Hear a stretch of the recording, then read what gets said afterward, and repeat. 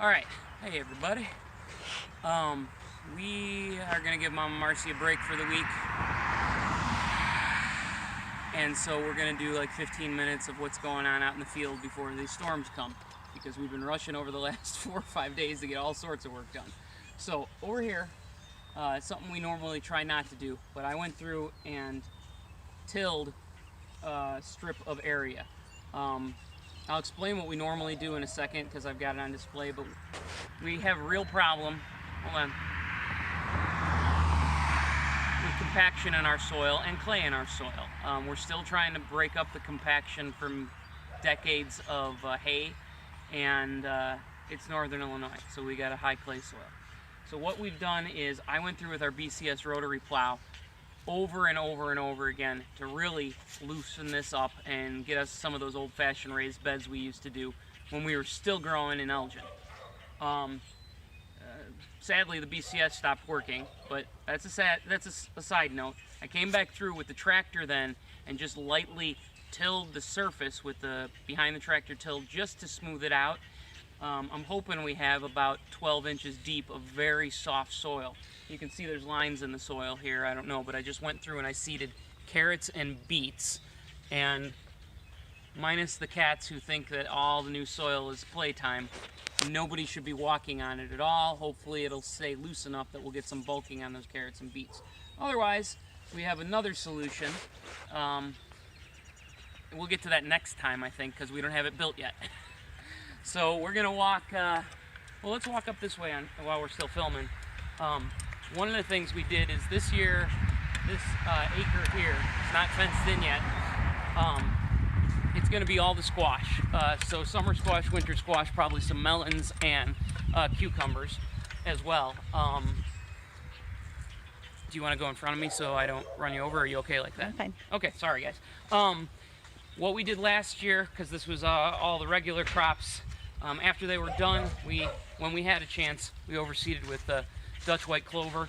The reason for that is, well, it's a legume, that's great, but we also need to stop tilling as much. That's one of our things, and in order to do that, we have to replace the grass roots that are in the ground with some other root mesh, and Dutch white clover seems to be the best choice. Plus it restores stuff. Oh, and it's going to suck carbon out of the air because we're not going to be tilling it under. We're just going to let it grow, and if we have to, mow it a little bit. So yeah, regenerative agriculture. So what you're seeing as we're going by is that there's some patches that are good and green. They got seeded up before that October freeze and snow. They filled in really well. The other areas, we didn't get seeded up completely until February here when we had a thaw, so they're a little behind. But I don't know, Marcy, if you can show this, but you can see rows here. I did post a picture on Instagram last week about how we had spinach and kale and sorrel overwintered in open field. There was nothing covering this except for the clover, and I don't know if it's doing it, but you can see lines, especially further on, of kale and spinach that have survived. They're hard to see, but they're out there. Yeah, and then we've got sorrel right here filling in. This is one of our shadier spots, but sorrel in a strip right here that we'll be getting in shares shortly too. So let's pause it there. For the last few years, we've been meaning to get garlic that's basically 2 years old out of the ground here so that it could be used, because it was just growing in the what used to be a perennial area that we had planned out, but things are changing. The way we're doing things have changed a little bit. So this spring they popped up, we were able to see them, and we dug them up and divided them just like normal bulbs, and now we've got 1, 2, 3, 4 almost 200-foot rows of garlic, which is, if all goes well, better than we've had in years, so that's good. But now it's going to be more of the drive path in the back here. We're going to be planting some sugar maples eventually too. So let's take a look in the tunnel.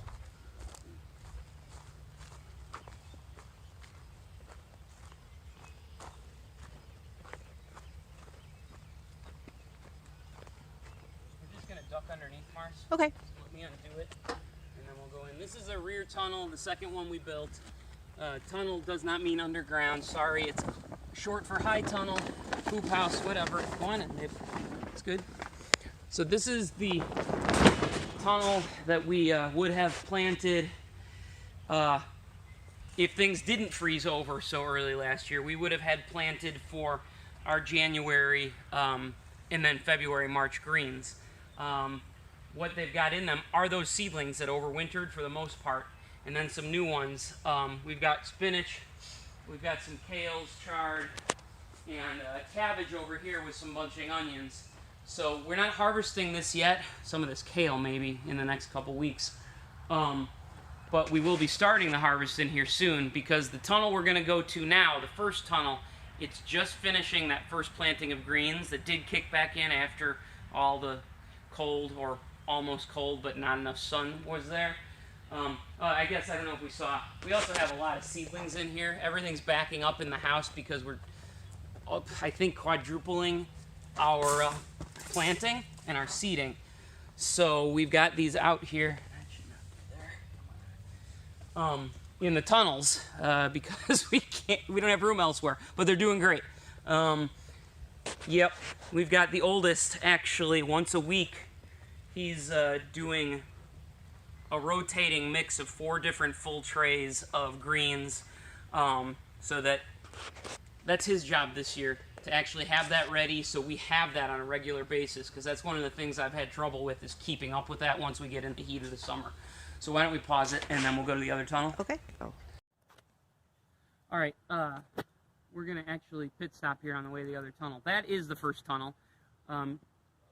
You're looking about an acre and a half away from there. For anybody who wants to know how big an acre is, you see that box that's fenced in right there? That is, not that box, but that rectangle, that is an acre, or give or take a couple square thousand feet or whatever. Not a couple square thousand, 100 square feet.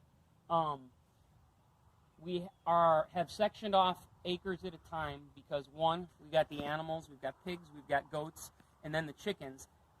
We move them around each acre, but they each have their own acre at certain times of the year because they are also benefiting those acres while they're eating on there. So far in the distance there's a pig hut. Our pigs are full-growns, not the ones that we had butchered over the winter, but the ones that are still going to be waiting, will be going through this year as well. They were out on the pasture there. That was their hut. They loved it. Hay, straw, whatever in there. It's great. They're warm all winter. As soon as it gets warm enough, they start digging the soil with their snouts, rooting, as they call it. And they have turned over nearly that entire acre, which is what we want, because we want them to eat those roots of the old grass plants and the old, whatever they used for hay out here. I don't know what the mix was. That's why I'm saying that. But then they're going to move to this back acre here in just a couple weeks to till that for us, because that's where our sunflower field is going to be this year. And so they're going to till that, through the months of April and May. We're going to go in and put, hopefully, fingers crossed we can keep up with this, sunflower plantings that keep going for a few more weeks than they normally do. So they come on and come off at different times. And after they till all that, they're going to be moved over here for the summer. This will be their permanent home. And right now, it's not as green as other areas because we lightly tilled it to get some of the winter stuff off, and then seeded it with our Dutch white clover and some turnips. The turnips will grow in there. The pigs will, especially since there'll be younger pigs going out on this pasture with the older pigs, they'll learn, and they'll have the food there in the ground as well as what we supplement with. And then the clover should hopefully fill in. In front of them, this acre, it's not fenced in yet, but we've got poles up there. This is where the goats are going to be this summer. Last year, this is where our squash was. Not a great year for the squash last year, but that's where it was. We rotate one on, the goats move in. They get moved every 7 days to another section next to where they were that they can only eat down. So it's only as big as they can eat down in 7 days, then they get moved. It's so that the plants get eaten down, the clover in particular here, but other things, but not killed off because they're being overgrazed. And then, by the time those animals get back to them, it'll be ready for those plants to be eaten down again. That's another part of the regenerative agriculture. Those green manures get eaten down into the animals pooping and all that. It's a big cycle. So in front of that, where we started today, was where we're going to have our squash. That is what we call our last acre. Once we get the squash off that acre, we will have cycled, well, I guess we've actually cycled our full acreage as of this year. Because we're moving back on to the first acre we were on, which has been seeded for 2 years with turnips and clover. Pigs on there, goats on there, the way I just described. We haven't planted into it vegetables since 2013. We were going to have an 8-year cycle before. Now it ends up it's only going to be 6 because I was supposed to talk about this. Over here, this half acre is our native forbs and grasses area for, it's a, what do they call that? Habitat. Pollinator habitat. Pollinator habitat. Even without doing this, we already noticed the way we're farming here and letting things grow a little bit more natural, we were seeing more pollinators come back in. This here is purposeful. We got, like I said, Masic Prairie forbs and grasses from Seed Savers. And last year we seeded this. This spring we had a burn here. Things are greening back up. We would have overseeded it again, but they're backed up at Seed Savers. But we will get that overseeded again eventually, and this will be turning into what used to grow right here. All right, let's pause it, stop it, and we'll go to that tunnel now. Okay. Okay, so we're actually inside the other tunnel, our first tunnel, we call it. I just wanted to show you guys quick. These are our early tomato seedlings. Gosh, if you can look at the front of one of these, Orrin started these things on the 19th of February. As soon as they sprouted, we moved them out here. We've been covering, uncovering, because within the next week, you want to turn around and just get all this in? Within the next couple weeks, I didn't mean the next week, the next couple weeks, all of this is going to be trimmed down. Hopefully get some birds in here, maybe even the pigs, to get this taken care of so we can get those tomatoes in the ground in here as soon as possible. We've got several hundred Rutgers, some Sun Golds, those are those really sweet yellow ones that we grow, and then I've got